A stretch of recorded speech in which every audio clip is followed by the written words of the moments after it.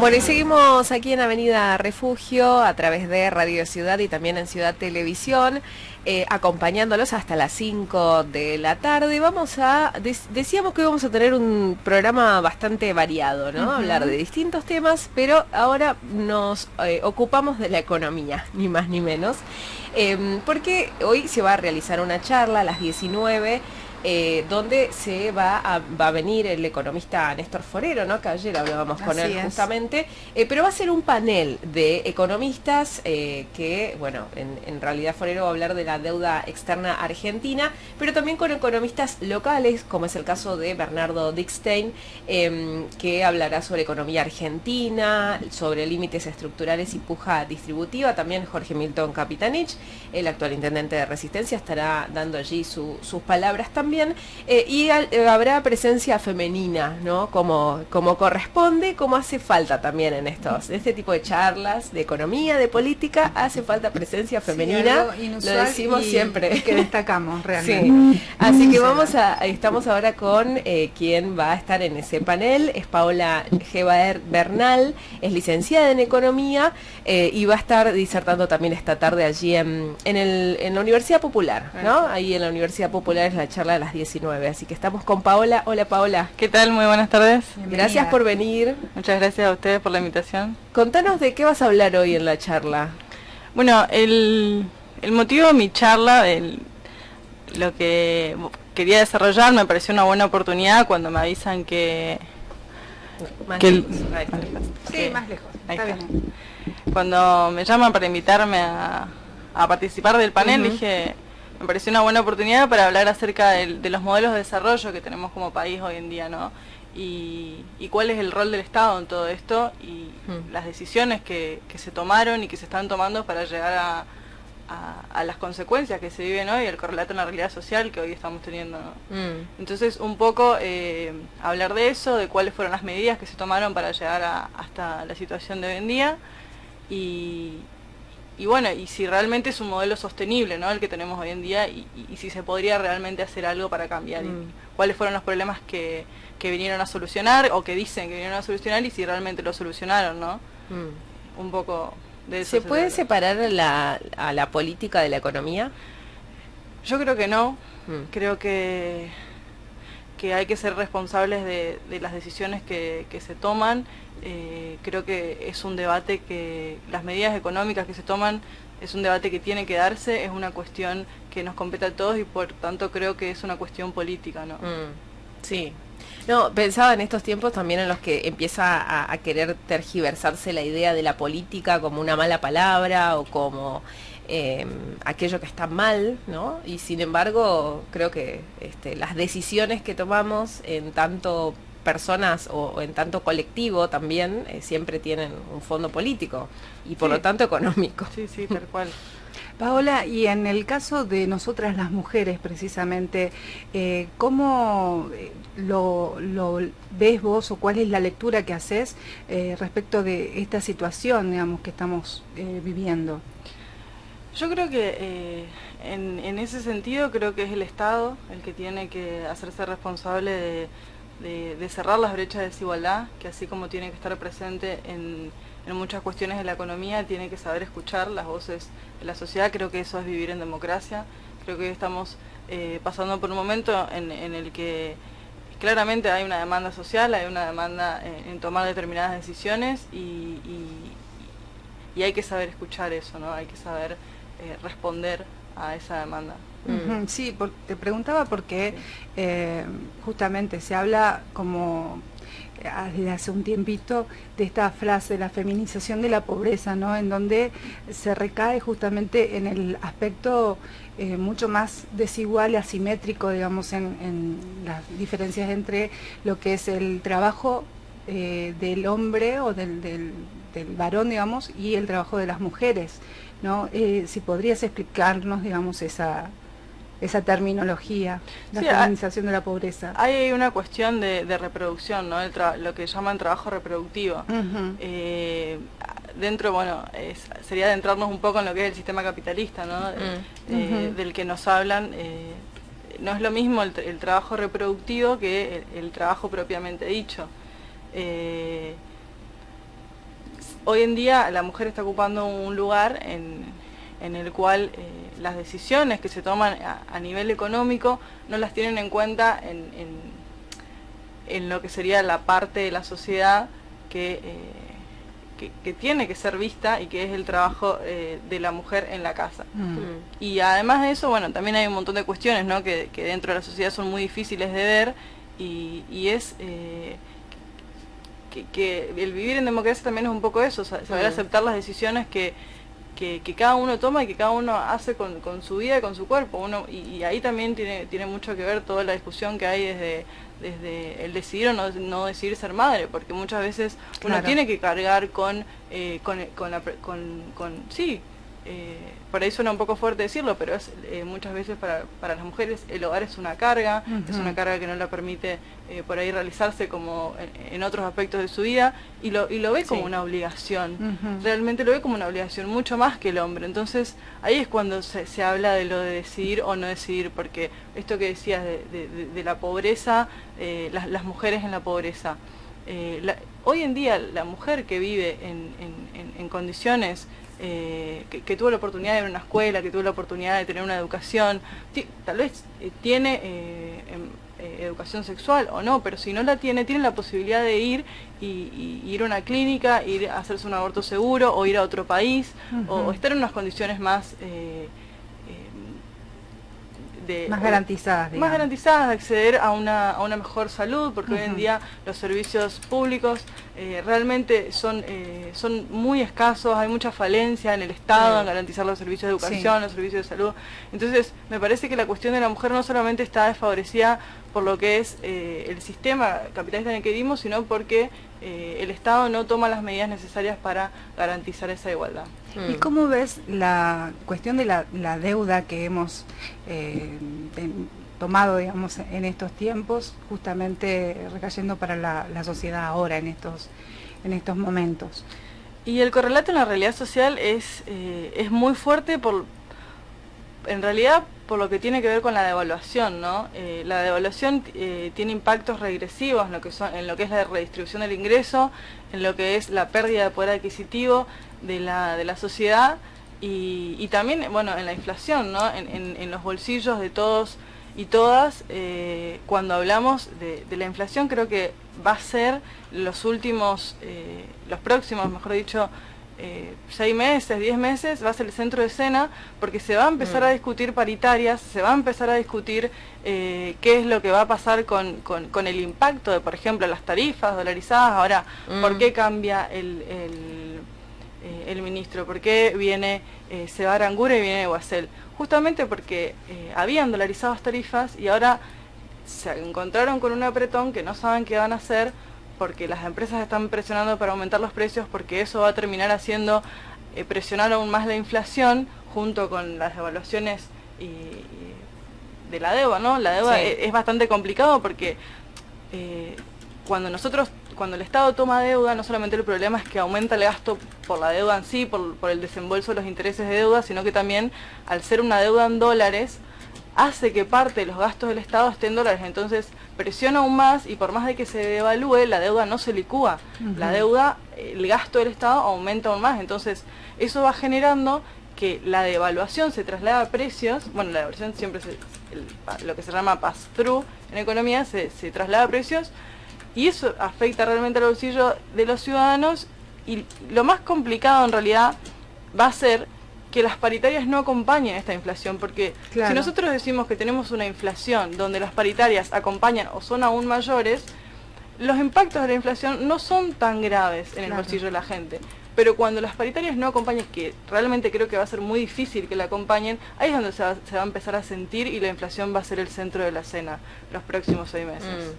Sí, es interesante esta mirada que vos tenés, porque lo primero que a uno se le viene a la cabeza, que no está en economía, cuando aumenta el dólar, es decir, bueno, cómo eso va a influir en los precios, en la inflación y demás. Pero pensar de que la deuda que está en dólares de repente se triplica, digamos, y estamos cada vez más endeudados solo por haber devaluado el dólar en el país, digamos. Es una mirada también interesante pensarlo hacia las futuras generaciones y en lo que va a ocurrir de aquí en más.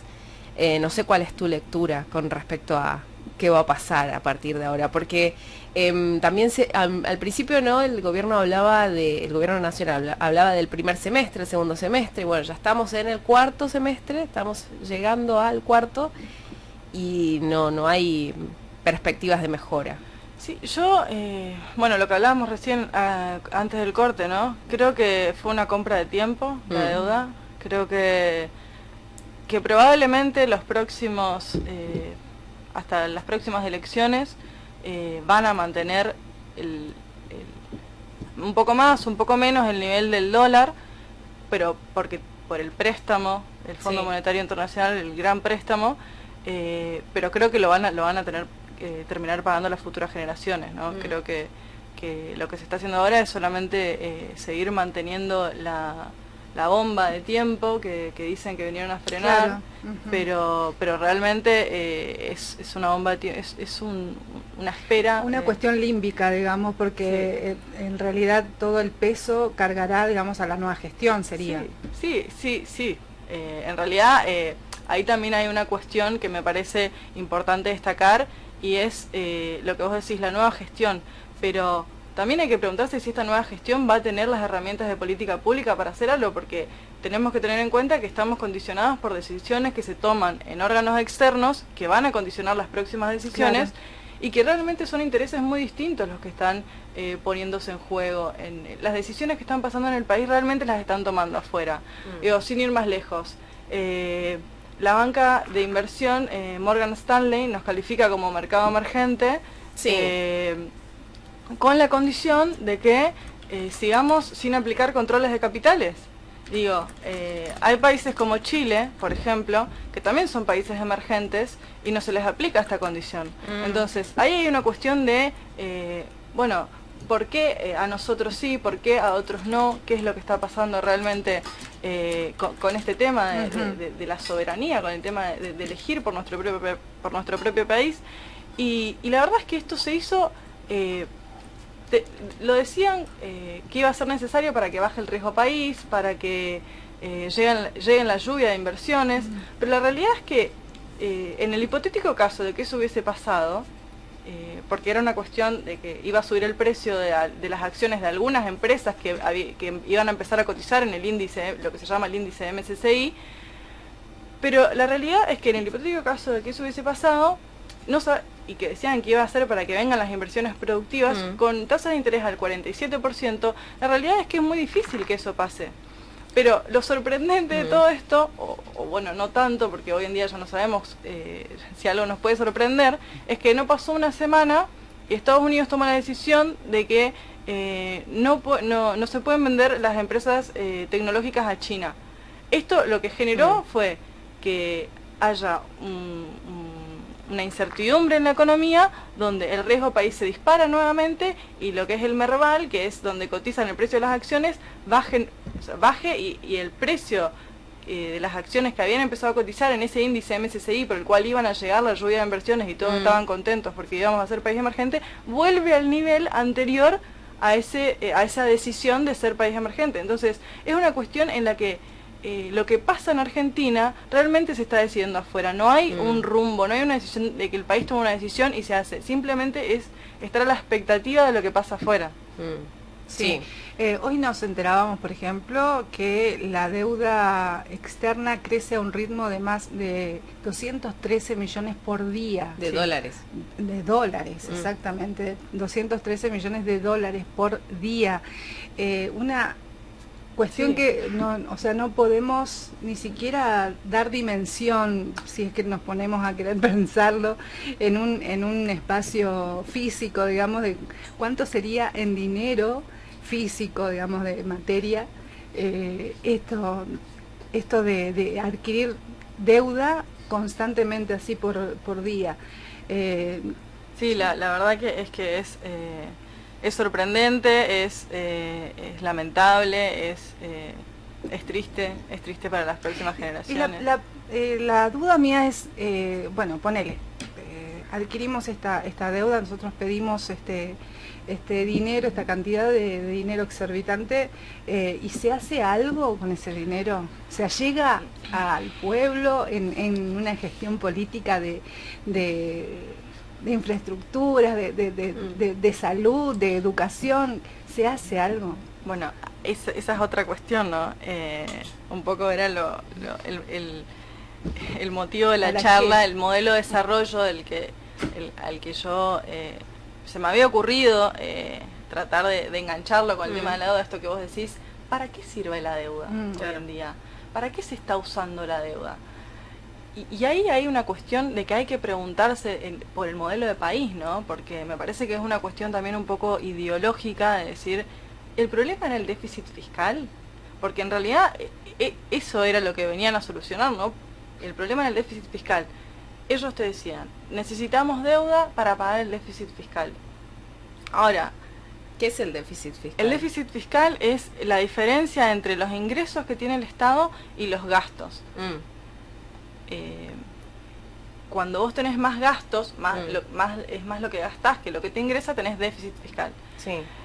Hay dos composiciones adentro de ese déficit fiscal que te hacen resultados financieros. Son los gastos primarios, que son los gastos en subsidios, gastos en infraestructura, gastos, bueno, esos son gastos de capital, ¿no? Pero tenés gastos en servicios de salud, etcétera. Ahí también están los subsidios a la energía. Y después tenés los gastos de servicios de la deuda, ¿no? Lo que terminó pasando fue un cambio en la composición del déficit. Ellos te decían que necesitaban la deuda para que baje el déficit fiscal termina subiendo porque hay un cambio en la composición del déficit, donde suben los intereses de deuda, pero bajan los gastos del Estado, los gastos primarios. Entonces, ahí hay que preguntarse si realmente el problema era el déficit. ¿Esto lo está solucionando? Y si no lo está solucionando, ¿era una cuestión de gastos? Bueno, ¿qué tipos de gastos se bajaron? Porque se bajaron gastos de resultado primario, no se bajaron gastos y terminaron subiendo los gastos los gastos por intereses de deuda. Entonces, ahí hay una cuestión que tampoco se entiende muy bien a qué vinieron, ¿no? Y para qué se está usando la deuda. Realmente no se está usando para sectores de infraestructura, no se está usando para transformar la matriz productiva del país, para que se solucione el problema de restricción externa, que es obtener los dólares genuinos para, por ejemplo, repagar la deuda, para generar mayor y mejor exportaciones en Argentina, no se está usando para garantizar servicios de salud, no se está usando para la economía realmente. Entonces, a mí me sorprende un poco la mirada que ha tenido los sectores del campo, ¿no? Pero de los grandes terratenientes, que al principio acompañaban este gobierno, ¿no? Que han puesto mucho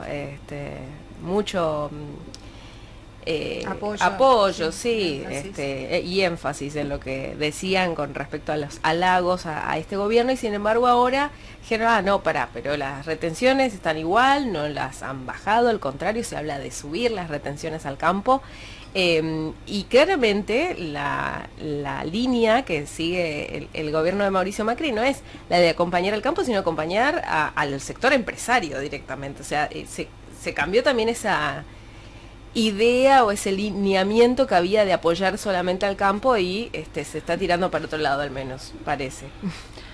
Sí, ahí hay dos cuestiones que yo rescataría, ¿no?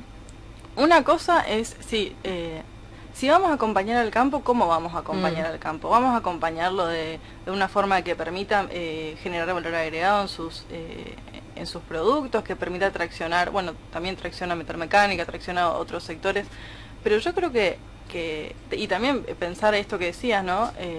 Si vas a acompañar al empresario, bueno, ¿a qué tipo de empresario vamos a acompañar? Porque si vamos a acompañar a las pymes, yo creo que estaría buenísimo, pero porque las pymes son las que mayor traccionan el empleo hoy en día, bueno, en todo el mundo, ¿no? Pero se está acompañando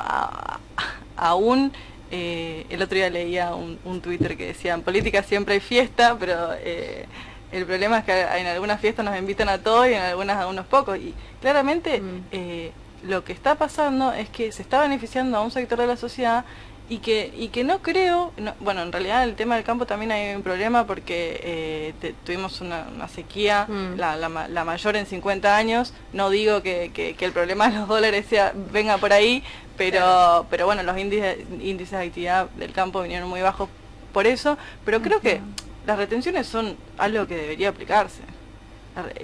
realmente son un sector de la economía que es el que mayores dólares tiene, y que hayan eliminado la obligación de traer los dólares a la economía generados por los grandes exportadores. Creo que es uno de los grandes problemas del control de capitales. Fueron muchas las medidas que se tomaron de la falta de control de capitales en Argentina para que lleguemos a la necesidad de recurrir al Fondo Monetario. O sea, se tomaron determinadas medidas que hicieron que haya una necesidad de dólares, y esa necesidad de dólares fue cubierta por dos frentes externos. Una que eran los capitales especulativos, que eran las LEVAX, y el otro era la deuda externa.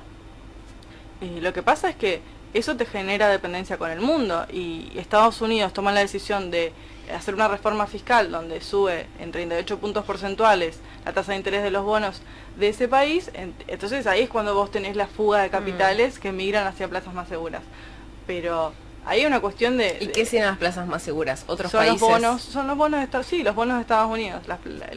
Los bonos del Tesoro de Estados Unidos son más seguros. Por más de que los de Argentina hayan rendido más interés, cuando pasan este tipo de cosas, como lo que decíamos recién, de la decisión de Estados Unidos de no comprar, de prohibir la venta de China de las empresas tecnológicas, son decisiones que se toman en el mundo que hacen que, porque vos estás basando tu economía en deuda externa y en que vengan capitales especulativos, que vos no tengas poder de decisión, que no tengas poder de maniobrar tu economía, porque estás atado a lo que está pasando en el mundo. Es el gran problema que hoy estamos teniendo. Y es la oportunidad absoluta para la especulación constante, digamos, diaria, porque estamos los ciudadanos y ciudadanas comunes en esa tira y afloje de justamente los especuladores, que no se sabe a través del dólar cuánto más va a servir nuestro dinero, digamos, nuestro sueldito, nuestra platita, digamos. En ese sentido, y trayéndote a lo local, digamos, a la provincia, ¿cómo ves las expectativas, digamos, de nuestra provincia en miras, digamos, de esta situación aquí a un futuro cercano dentro de todo? A mí me parece que es fundamental, si vamos a tener en cuenta que queremos un modelo de país con un Estado presente, tener en cuenta que lo que se hace con la política monetaria también tiene que ver con la vida de la gente, y ahí me parece que es lo fundamental de entender el carácter social que tiene la economía, ¿no? Me parece que como provincia, no es una cuestión de la provincia, es una cuestión ya del país, que muchas veces nos afecta. Como provincia tenemos el problema de que el gran problema, que la mayor cantidad de empleos son del sector público, y la realidad es que el acuerdo con el Fondo Monetario Internacional, una de las pautas fue que uno de los grandes ajustes va a ser disminución de los gastos por salarios, sería eliminación de puestos públicos. ¿Qué es lo que está pasando también? ¿Qué es lo que está pasando? Y se va a seguir agravando, y a la provincia creo que le va a afectar mucho por ese lado, ¿no? Ahora vamos a hablar, después de esta tanda, vamos a seguir hablando, porque quería profundizar también en esto, ¿no? De qué pasa después de esta negociación con el FMI, y bueno, y entre otros temas que estamos hablando con Paola Gebaert Bernard, ¿no? Así, Bernal, ahí lo digo bien, la licenciada en Economía.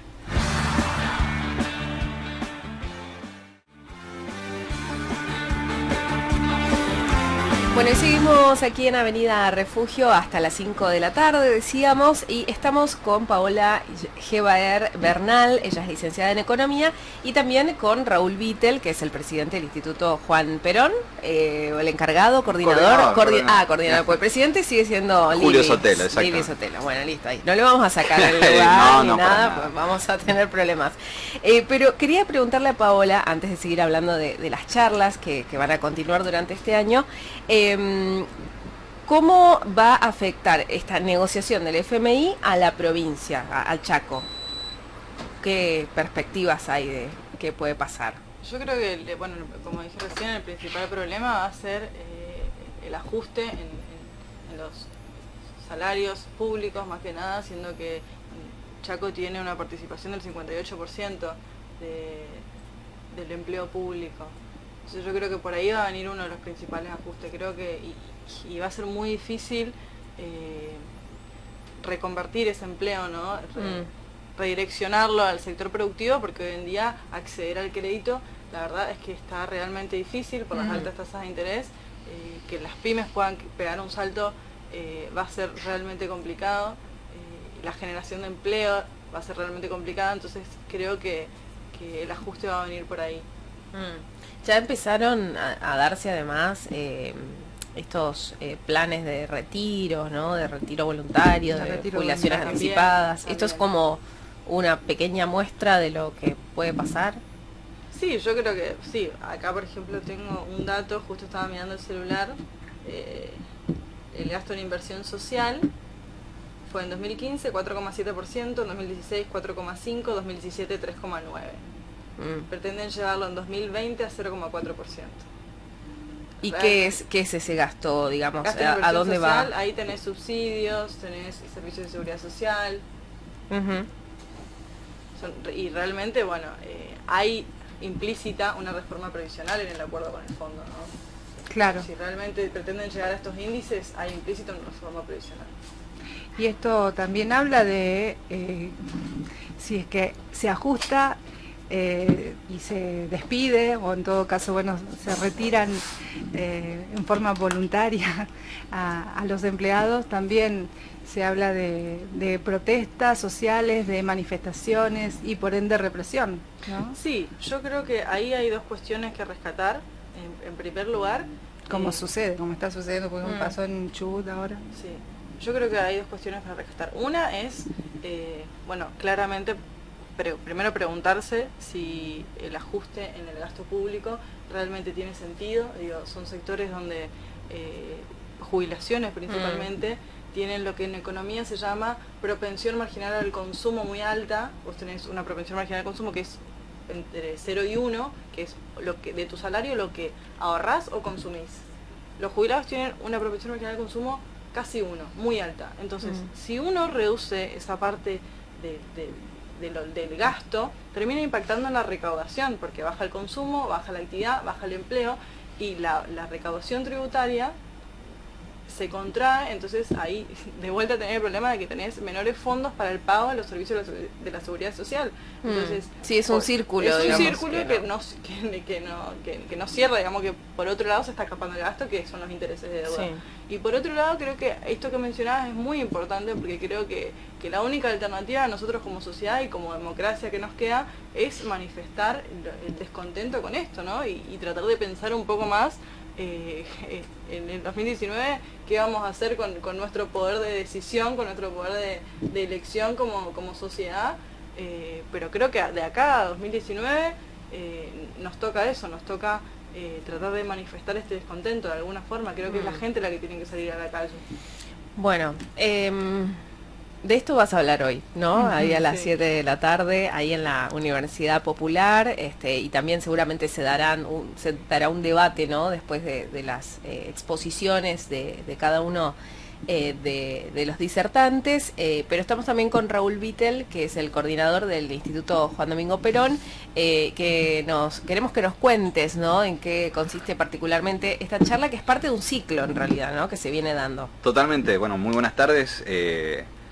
Este año el Instituto Juan Perón cumple 10 años de dar capacitaciones, de generar herramientas a la sociedad, que era su objetivo desde el inicio de su creación. Su presidente Julio Sotelo, la verdad que dio prioridad este año a generar muchas actividades y hablar de actualidad constantemente, sabiendo las necesidades que hay de saber y qué está pasando y cómo afrontar una crisis que evidentemente nos está apretando todos los días el bolsillo. Y por eso empezamos con muchas charlas de economía, como ustedes ya estuvieron charlando también con Silvina Batakis, vino a principio de hace un par de meses, digamos, justamente. Después vino Agustín Datelis también, estuvo Roberto Feletti, Jorge Capitanich, estuvo Cristiano Campos, Federico Muñoz Femenía. La verdad que para darnos nutrida información respecto de lo que sucede tanto en el municipio, con la provincia, como en el país. En esta ocasión nos toca hablar un poquito de qué se trata la deuda externa con Néstor Forero, que es el tipo probablemente es el profesional que más sabe de deuda externa en nuestro país y probablemente en Latinoamérica respecto de lo que pasa en Argentina y el sur del continente. Y nos acompañan 3 chaqueños, uno con el afecto y cariño que le tenemos muchísimos a Jorge Capitanich, intendente de Resistencia actual, y 2 grandes compañeros, amigos y profesionales como son Paola y Bernardo Dickstein, que van a venir a hablar justamente cada uno de distintas realidades de la deuda, de lo que genera y de qué manera podemos afrontarla y cómo podemos saber qué puede pasar y qué podemos afrontar. Después de la charla de ellos, en una semana, el 4 de julio, va a venir Palazzo, el secretario general de la bancaria, hablar también un poco de lo que tiene que ver con la reforma laboral. En esa mesa lo va a acompañar Julio Sotelo. Julio Sotelo, además de presidente del Instituto Juan Perón, fue uno de los constituyentes de la constitución de la provincia, de la reforma constituyente de la provincia del Chaco, así que va a ser muy interesante también ver su visión de cómo le va a afectar al Chaco esta reforma laboral y cómo la va a poder combatir o por lo menos manejar legalmente en este círculo. Y obviamente lo va a acompañar la secretaria general de la CGT por la provincia del Chaco, que es Graciela Aranda, también a hablar de la realidad de los trabajadores en la provincia. Y continuaremos con las charlas seguramente antes de fin de mes o a principios de agosto. Nos van a acompañar Alejandro Banoli y también en este momento Mario Cafiero, 2 personas que saben muchísimo también de economía, de lo que tiene que ver con lo laboral, y la idea es seguir incorporando saberes y personajes que tengan mucha idea de la realidad provincial y municipal, acompañando siempre a estos tipos que vienen a ponernos el rol que tiene la provincia y el país respecto de los intereses internacionales y nacionales en todo este contexto. La verdad estamos muy contentos en esto también de charlas que venimos participando con el Instituto Juan Perón. Estuvo también un constitucionalista hace muy poquito tiempo, que ahora no me acuerdo el nombre, pero venimos participando fuertemente de este tipo de charlas que capacitan y que hacen conocer a la sociedad qué es lo que está pasando. Y creo que es una buena herramienta desde los poquitos recursos que tenemos para generar conocimiento y saber, ¿no? Y la entrada es libre y gratuita. Totalmente. El Instituto Juan Perón, en los 10 años